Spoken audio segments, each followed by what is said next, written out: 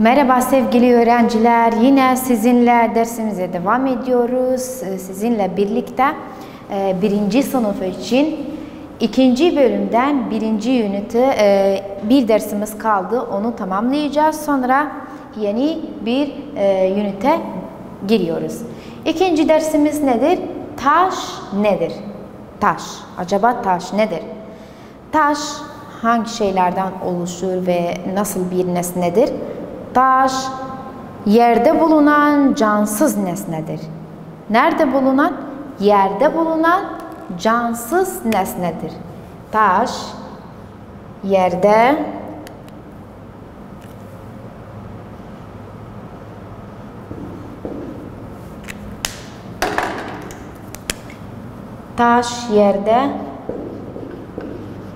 bulunan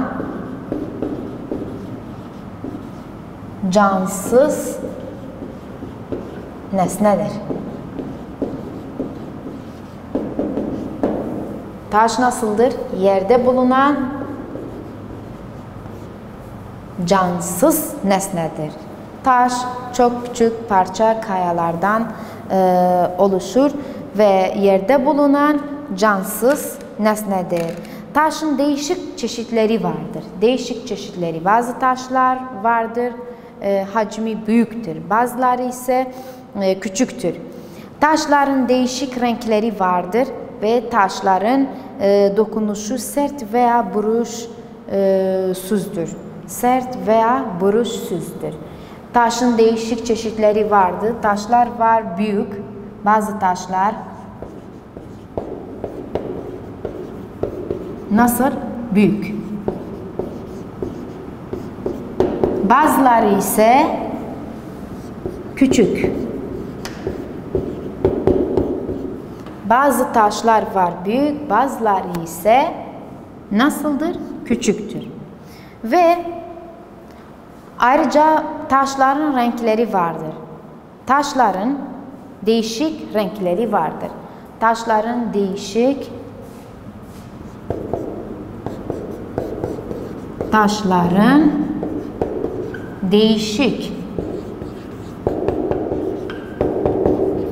renkleri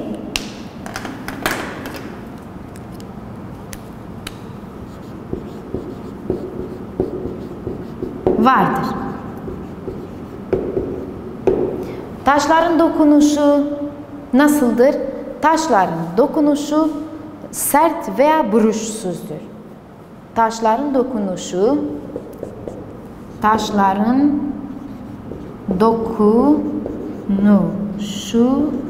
sert veya nasıldır? Veya buruşsuzdur. Yani bakın taşların değişik çeşitleri vardır. Bazı taşlar büyüktür, bazıları ise nasıldır? Küçük taşlar vardır. Ve taşların değişik renkleri vardır. Kahverengi, gri rengi veya siyaha yakın renkleri vardır. Kırmızısı vardır, sarısı vardır, beyazı, her bir tür rengi vardır. Ve taşların dokunuşu nasıldır? Bazı taşlar, bütün taşlar serttir. Serttir veya buruşsuzdur. Nasıldır? Serttir veya buruşsuzdur. Tekrar söyleyeceğim. Taş nedir? Taş yerde bulunan cansız nesnedir. Yerde bulunan, nerede bulunuyorlar? Yerde. Yerde bulunan cansız nesnedir. Ve taşın değişik çeşitleri vardır. Bazı taşlar büyüktür, bazıları ise küçüktür. Ve taşların değişik renkleri vardır, her tür rengi vardır. Ve taşların dokunuşu sert veya buruşsuzdur. Nasıldır? Sert veya buruşsuzdur. Sonra insan taşı nasıl kullanılıyor? Ne için kullanılır? İnsan taşı ev yapımında kullanılır. İnsan taşı ne için?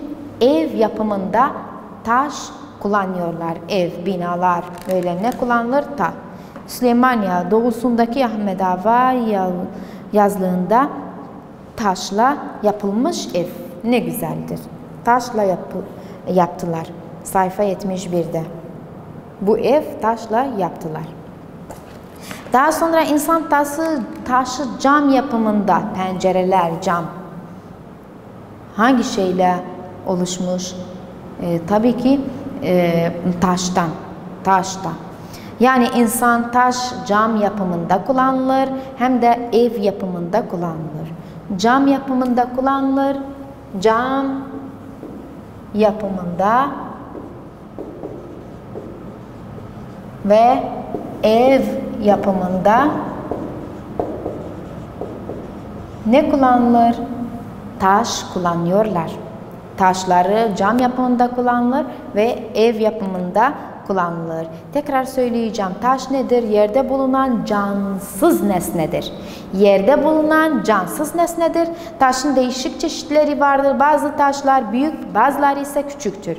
Taşların değişik renkleri vardır.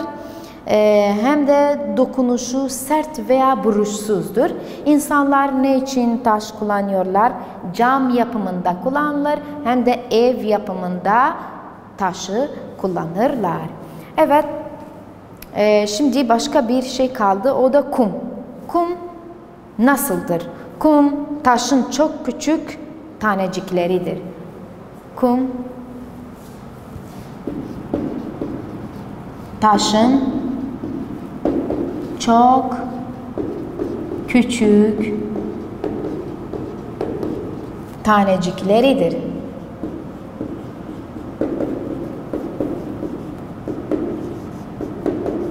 Kum nasıldır? Taşın çok küçük tanecikleridir. Yani çok küçüktür, toz gibi.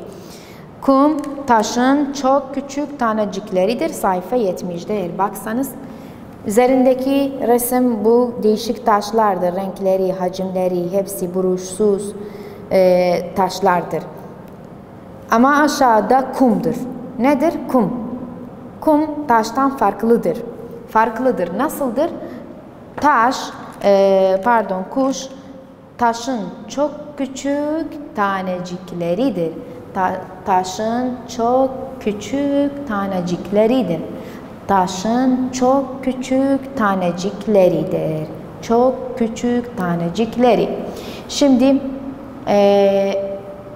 ikinci bölümden birinci ünitimiz bitti. Şimdi ikinci ünite giriyoruz. İkinci ünite giriyoruz. Acaba ikinci ünitimiz nedir? Evet. İkinci ünit.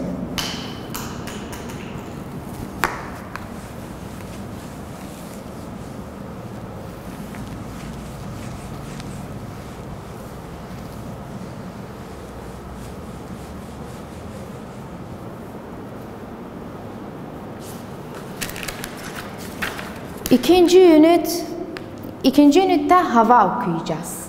Birinci ünitte kara okuduk. Bu defa hava okuyacağız. Birinci dersimiz nedir? Hava nedir? Birinci ders hava nedir?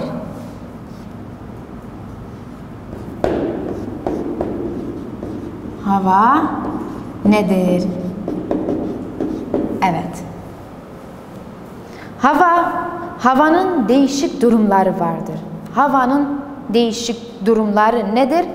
Bazı havaları, mesela bazı günler hava güneşlidir. Özellikle yaz mevsiminde hava nasıl? Güneşli.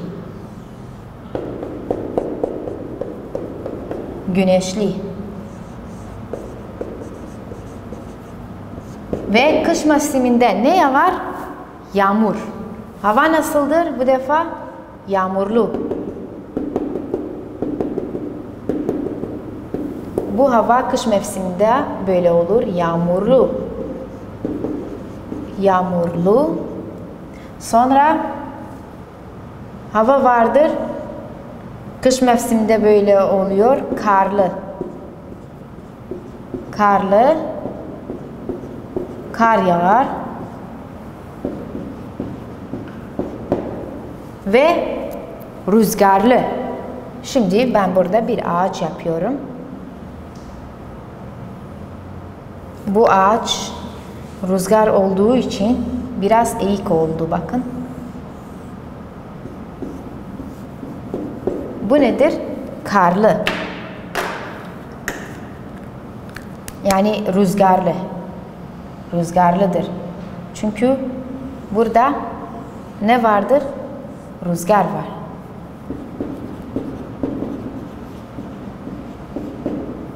Havanın durumları nedir? Havanın durumları güneşli, yağmurlu, karlı, rüzgarlı. Havanın durumları nedir? Havanın değişik durumları vardır. Havanın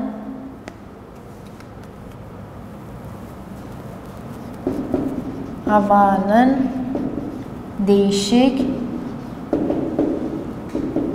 durumları nedir? Güneşli, yağmurlu, karlı, rüzgarlı. Güneşli, yağmurlu, karlı, rüzgarlı. Bazı günlerde sadece güneş çıkıyor. Bazı günler mesela kış mevsiminde özellikle yağmur yağıyor.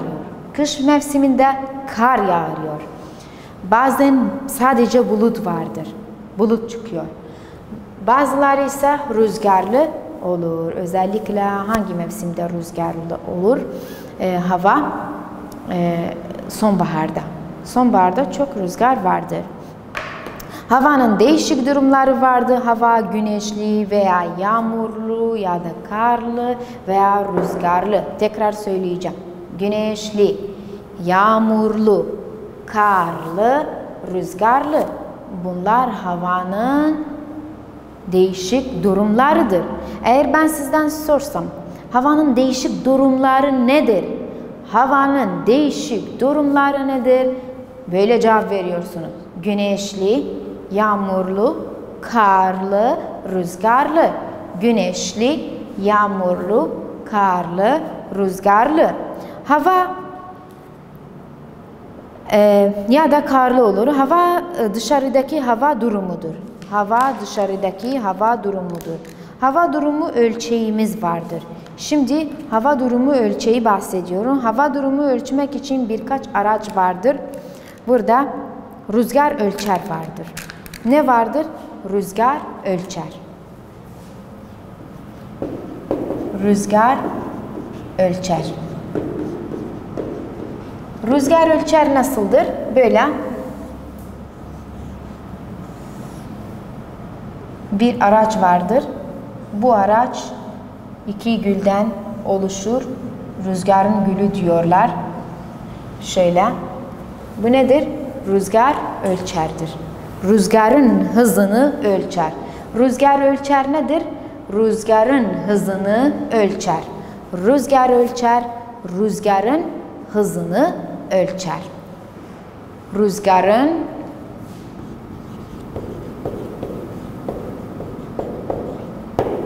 hızını ölçer. Nedir? Rüzgar ölçer, rüzgarın hızını ölçer. Sonra rüzgar gülü vardır. Rüzgar gülü nedir? Rüzgar gülü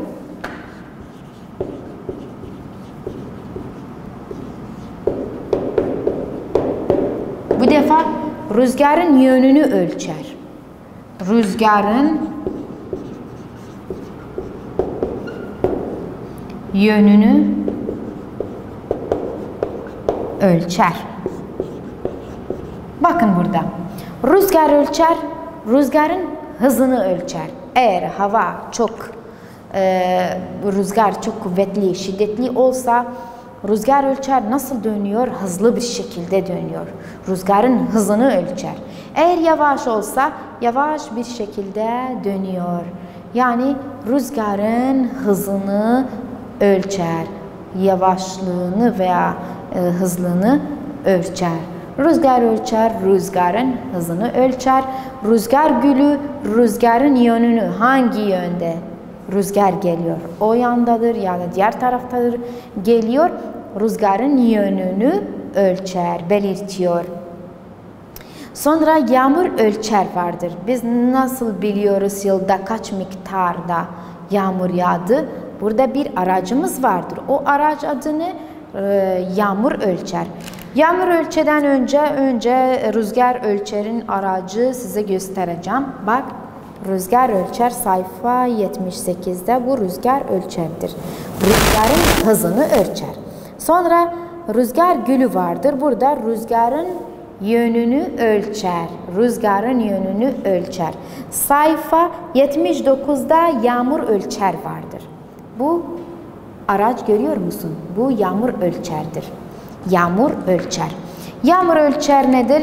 Yağmurun miktarını ölçer. Ne ölçer? Yağmur ölçer. Yağmurun miktarını ölçer.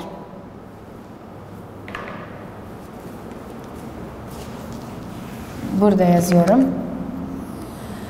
Yağmur ölçer.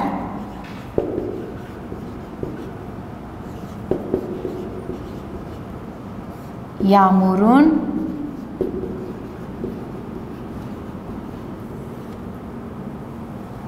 miktarını ölçer. Yağmurun miktarını ölçer. Bakın bu yağmur ölçerdir. Bu yağmur ölçeridir. Üzerinde hepsi rakamlar vardır. Ne kadar yılda ne kadar yağmur yağsa o kadar belirtiyor. Kaç milim, kaç mililitre yağmur yağdı. Hepsini yazıyor, belirtiyor. Bunu diyorlar yağmur ölçer. Daha sonra termometre vardır. Termometre nedir? Sıcaklık derecesi ölçer. Bu defa termometre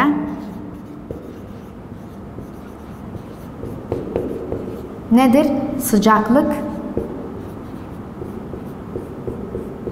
derecesi ölçer. Termometre resmi nasıldır? Burada yapacağım. Mesela şöyledir. İçinde bir sıvı vardır. Adı santigrat. Kırmızı renktir. Üzerinde puanlar vardır. Eğer termometrede bu santigrat yükselirse yani hava sıcak olur. Hava nasıldır? Sıcaktır. Aşağı inerse yani hava çok soğuktur. Kış mevsiminde santigrat sıcaklık derecesi aşağı iner. Hava soğuk olur, bazen sıfırın altına girer, kar yağar, buz donar. Ve yaz mevsiminde hava sıcaktır, yağmur yağmaz. Santigrat, bu sıcaklık derecesi ne olur? Yukarıya gider, yükselir. Yükselirse yani hava sıcaktır, hava sıcak olur. Buna diyorlar ne? Termometre. Termometre nedir? Sıcaklık derecesi ölçer. Termometre nedir? Sıcaklık derecesi ölçer. Şimdi bu birinci dersi tekrar edeceğim. Hava nedir? Hava değişik durumları vardır. Havanın değişik durumları nedir? Güneşli, yağmurlu, karlı, rüzgarlı. Güneşli, yağmurlu, karlı, rüzgarlı. Tekrar söyleyeceğim. Havanın değişik durumları nedir? Güneşli, yağmurlu, karlı, rüzgarlı. Sonra değişik araçlar vardı. Havanın değişik durumları söyledik ama bu defa değişik araçlar. Hava durumu ölçeği vardır. Hava durumu ölçeği, bu da rüzgar ölçer vardır. Bir gün eğer rüzgar çok hızlı olsa, mesela bu rüzgar ölçer ne yapar? Rüzgarın hızını ölçer. Rüzgarın hızını ölçer. Acaba rüzgar hızlı mı ya da yavaş mı? Hepsini ölçüyor. Rüzgarın hızını ölçer. Bu alet, bu araç rüzgar ölçerdir. Sonra rüzgar gülü okuduk. Rüzgar gülü rüzgarın yönünü, hangi yönde rüzgar geliyor? Rüzgarın yönünü ölçer. Rüzgarın yönünü ölçer. Sonra yağmur ölçer vardır. Yağmur ölçer bir kap gibi ne yapar? Ne ölçer? Yağmurun miktarını ölçer. Yağmurun miktarını ölçer. Yılda ya da bir günde kaç miktarda yağmur yağdı. Yağmurun miktarını ölçer. Üzerinde puanlar vardır. belirtiyor. Ne kadar yağmur yağdı. Bir günde ne kadar yağmur yağıyor. Yani bir yıl ne kadar yağmur yağıyor. Hepsini belirtiyor. Yağmur ölçer diyorlar. Yağmurun miktarını ölçer. Daha sonra termometremiz vardır. Bu termometredir. Termometre ne yapar? Sıcaklık derecesi ölçer. Sıcaklık derecesini ölçer. Hava sıcak olsa içinde kırmızı bir sıvı vardır. Adı santigrat. Bu santigrat kış mevsiminde aşağıya iner. Buraya kadar yani sıfırın altına giriyor. Yaz mevsiminde çünkü hava sıcaktır, yükselir. Sıcaklık derecesi yükselir. Yükselirse hava sıcaktır. Aşağı inerse hava soğuktur. Evet, buna diyorlar termometre. Termometre sıcaklık derecesi ölçer. Sıcaklık derecesini ölçer. Evet, bu birinci dersimizdir. Şimdi geliyoruz ikinci dersimiz okuyacağız.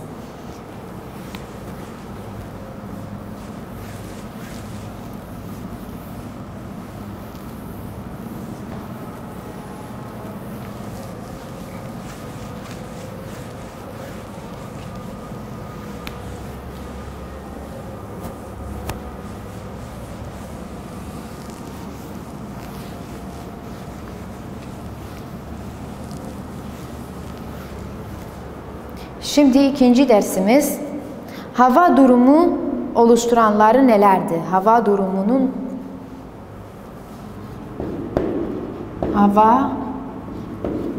durumunu oluşturanları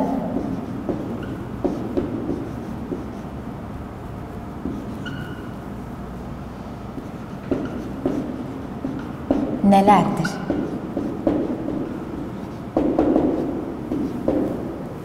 Bu kaçıncı dersimizdir? İkinci. Evet. Hava durumunun oluşturanları nelerdir? Hava durumunu gösterenler. Hava durumunu gösterenler ve nedir? Sıcaklık derecesi, rüzgar ve yağmurlar hava elemanlarıdır. Hava elemanları nedir? Ben sizden soracağım diyorum. Hava elemanları nedir?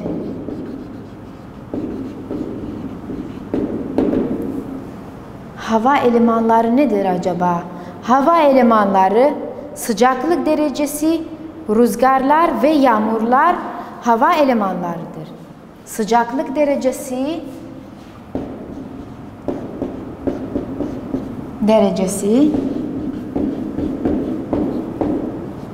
rüzgar ve yağmur.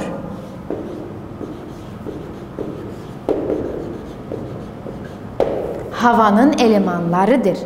Bu üç tane şey. Unutmayın. Hava elemanları nedir? Sıcaklık derecesi, rüzgar ve yağmur. Sıcaklık derecesi, rüzgar ve yağmur havanın elemanlarıdır. Ama hava durumu geçen derslerde okuduk. Hava durumu birkaç durumları vardır. Güneşli, yağmurlu, karlı, rüzgarlı. Bununla karıştırmayın. Hava durumu farklı, hava elemanları farklıdır. Hava elemanları sıcaklık derecesi, rüzgar ve yağmurdur. Sıcaklık derecesi, rüzgar ve yağmurdur. Bu elemanlar değiştiğinde hava durumu da değişir. Yani bu elemanlar değiştiğinde ne değişiyor? Hava durumu da değişiyor. Evet, elemanlar etkisinde hava durumu değişiyor. Sıcaklık derecesi değişir. Sıcaklık derecesi değişir. Sıcaklık derecesi değişir. Ama nasıl? Nasıl sıcaklık derecesi değişir? Sıcaklık derecesi hava durumunu değiştirir. Hava durumunu ne yapar? Sıcaklık derecesini değiştirir. Sıcaklık derecesi düşerse hava soğuk olur. Ve sıcaklık derecesi yükselirse hava nasıl olur? Sıcak oluyor. Yaz mevsiminde sıcaklık derecesi yükselir. Ama kış mevsiminde sıcaklık derecesi düşer, iner, aşağıya iner. Hava soğuk oluyorlar. Böyle hava durumu değişir. Böyle hava durumu değiştirir. Yani sıcaklık derecesi ne yapar? Hava durumunu değiştirir. Nasıl? Eğer sıcaklık derecesi yükselirse yani hava sıcak oluyor. Sıcaklık derecesi aşağıya inerse, düşerse hava soğuk oluyor. Kış mevsiminde sıcaklık derecesi düşer, hava soğuk olur. Yaz mevsiminde, şimdi biz yaz mevsimindeyiz. Sıcaklık derecesi ne olur? Yükselir ve hava sıcak olur. Evet. Rüzgar çeşitleri okuyacağız. Rüzgar çeşitleri vardır. Rüzgar çeşitleri.